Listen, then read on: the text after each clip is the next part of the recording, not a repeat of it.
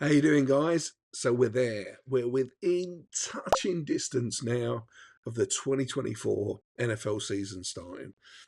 We're getting through the preseason. We've had two games, got one more game coming up this weekend, and then after that, we're into the big time. So, how are we doing? How are we looking? How are we looking as a New Orleans Saints? Well, we're struggling from what every team struggles with at the moment. We're struggling with the positive blindness that's pumped out all the time from the press about what's going on in training camp. And I think it happens to all teams, but certainly I know it happens to the Saints that we come out of training camp and we come out of the seat or come out of the pre-season feeling very positive. This is good, that's good. Got a little bit of work to do here, a little bit of work to do there, but everything's looking rosy. The players that were injured that we thought may not be there, they're going to be there. Our worst players have got better over time, and it's looking pretty good. So as always, we're starting to get into the positive blindness of the off season as the season approaches. And the part of the problem is we're only looking at our own team, right? And everyone does it. We just look at our own team and we look at the stories and the information coming about our own team. Very few people look at the other teams around the league and work out what's going on there, what injuries they've got, who's coming back, who they've signed. We're constantly blinkered on our own team, and maybe occasionally we might take a glance over the wall at what our opposition in the division may be doing. So, as I said, we're in positive blindness mode.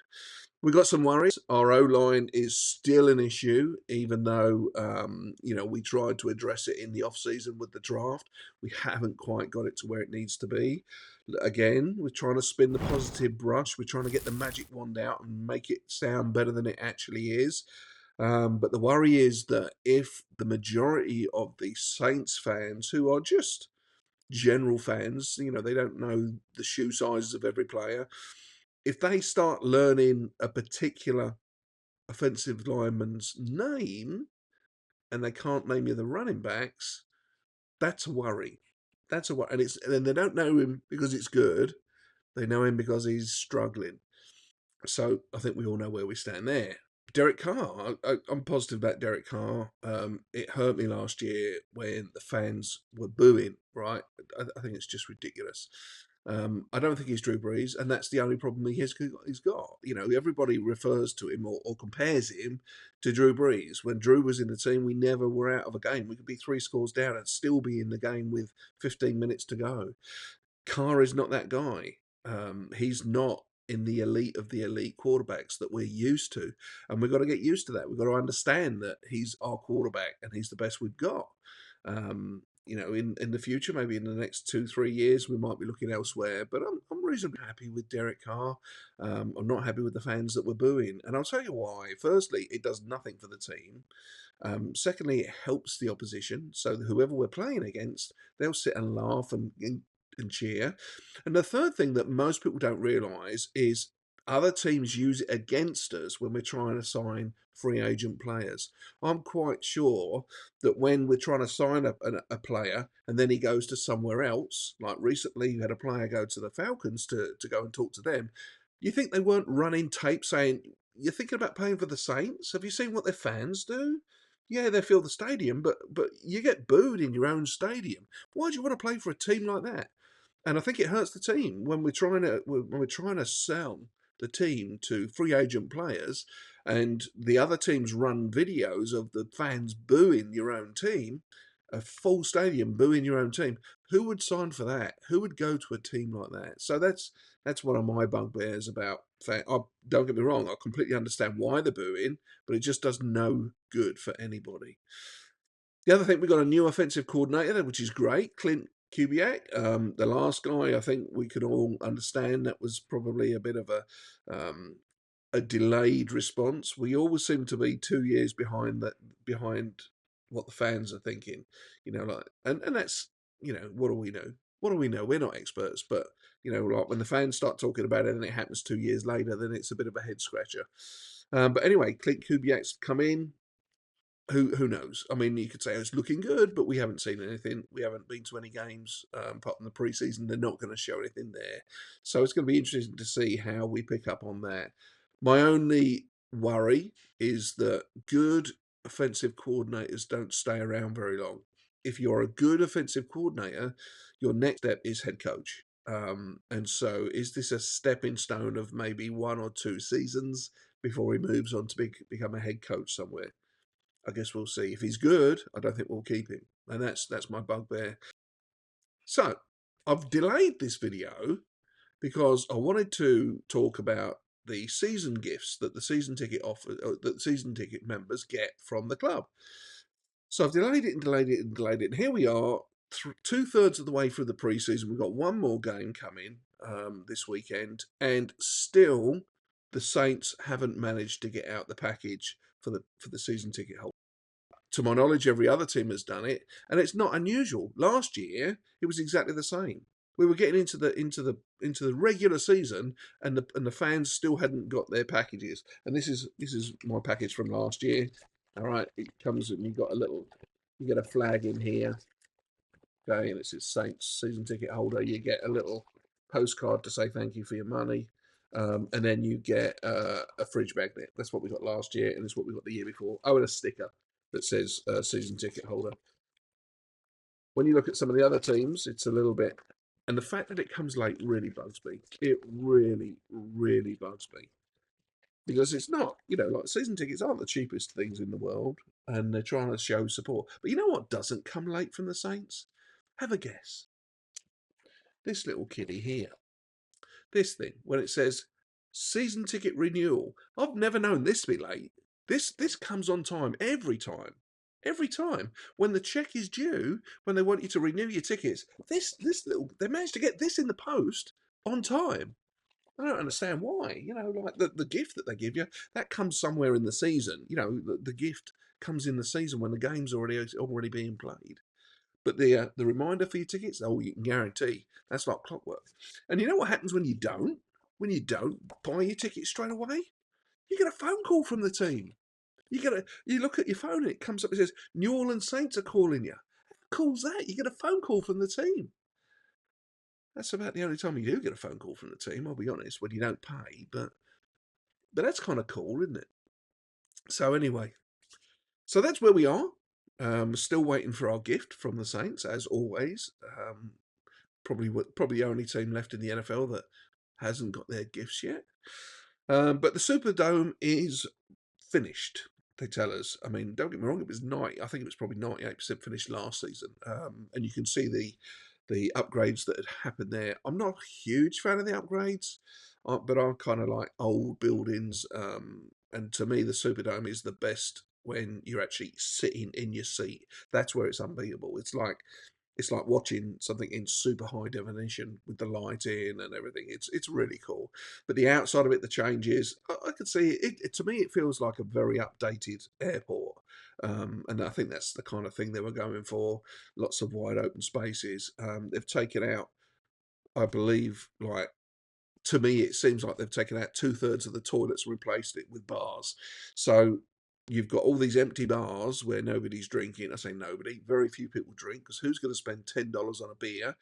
And they've taken out all the toilets. So I don't know if anyone's like me, but I can't go 3 or 4 hours without having to go to the break and go to the toilet. And it really bugs me that at half time, you're going to be in line for 30 minutes trying to get to a toilet when there used to be lots more toilets in there. All right. I don't know if it's everywhere, but certainly in the 600s, the toileting facilities are a joke. And these super, super long bars they keep talking about, I think it's 30, 40, from both 20-yard lines, this super long bar they've got. That's on the ground floor. That's in the 100 section. But if you're above there, then oh no, you get the normal little bars and up where they just make it normally. But if you're on the ground floor where the expensive seats are, then you can have a completely empty bar. And for some reason they think it. I don't get it. It's just like politicians. They do things that nobody's asking for. Honestly, who stood there and said, you know what we really need? We need more expensive beer and we need more bars where people can be really empty and we have more bar staff than we've got fans standing at the bar. That's what we really need. Let's spend money doing that. Well, we haven't got room for that. How are we going to do that? Well, let's just take the toilets out. We don't need so many toilets. Take half of them out. It doesn't make sense to me. Anyway, not knocking it. I love the stadium, love the team, and we're getting ready for the season. So anyway, let's have a look at. Oh, the other thing I want to mention. not only have they got these super cool bars, but they've taken the cash away. I mean, it's like the second or third season now. It's a completely no cash area. But what they don't do, what you see, they're not. Am I the only one that does this? Right? When I'm trying to spend money and I don't want other people to know, like the wife, shh, don't tell her. When I go to Walmart and it says, "Do you want cash back?" I might get an extra $10, $15 or $20. I'll go and spend whatever we're spending, and it's like cash back $20, cash back $20, cash back $20. And then if I want to go and buy myself a new hat or a shirt or a beer or some food, I can pay cash. And it's like, oh, your Saints journey hasn't cost that much because you're not getting that extra $100 you might have spent because you've drawn $20 out over the last 3 months that you've got cash in your pocket. So that money's now gone. So you're doing yourself no favour by doing a cashless bar or cashless this and that and the other. Because like, how are we supposed to sneak that past the wife? Shh, don't tell her. Anyway, let's have a look at the season. Let's have a look at what we've got coming up. So the schedule, as we see it here, not worried about the pre-season, not worried about that, but let's have a look at some of the games, some of the things that's going on. So week 1, Carolina Panthers. What worries me about week 1 is bad teams don't know they're bad teams in week 1, and they can pull stuff out of the bag. Week 1 is sort of like nobody knows who's who. They're all coming off their, as I was saying, their positive pre-season attitude that we're the best and we're going to go there and we're going to win everything. So there's a real worry in my mind that Carolina may come to the Superdome and actually pull off a win. Week 1 is horrible because they all still believe they're good. Then looking at this, the next 4 games we've got Cowboys, we've got Eagles, Falcons away, and then we've got the Chiefs. Right, that's a rough start to the season. If that first game goes wrong, we could be looking for a new head coach by week 5, maybe before, because that's a rough start to the season, a real rough start. And we don't get into the better part of the season until the end. So, there's that to think about. By week 5, we could be, as I said, we could be looking for a new head coach. Tampa, Denver on Thursday night. Sean Payton coming. That's one to look forward to. It breaks my heart, but it's probably the only game I'm not going to be able to get to this season because I've got a job booked already, and it's a pretty good job. It's not something I can turn away. And we don't finish till 5. I think the game starts at 7. There's no physical way of me being able to get there. So, unfortunately, the biggest game of the season, I'm probably not going to be able to be there. So, there won't be a video for that game. And then, then we've got the normal. We've got, like Carolina, Atlanta, etc. We've got the Browns coming. That'll be interesting. Seeing how they're doing now, because the Browns are just a mess. Since they signed their wonderful quarterback for the guaranteed money, I don't think he's played more than 2 games. Rams, Giants, Commanders. I was thinking, if I was going to do an away game, which away game would you go to out of that?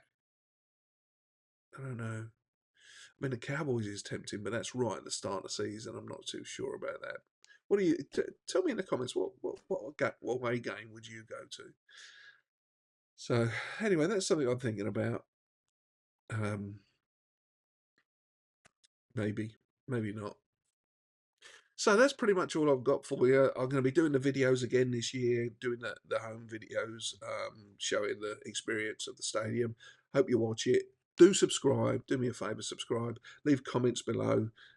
Let me know what you think. But I'm interested in out of this year, if you had the opportunity to do an away game, which one would you go to? All right, guys, I'll do another video very soon. I'll tell you what I do want to do. I want to do an actual, just a video, not about the game, but about what to experience at the Superdome. Pretty much because we've got the Super Bowl coming in January, and I think that might be a video that people will be interested in. Not just the Saints fans, but anybody who may be coming to the Super Bowl. What it's like in the stadium, what it's like outside the stadium, that sort of thing. What do you think? If you think it's a good idea, let me know. See you soon.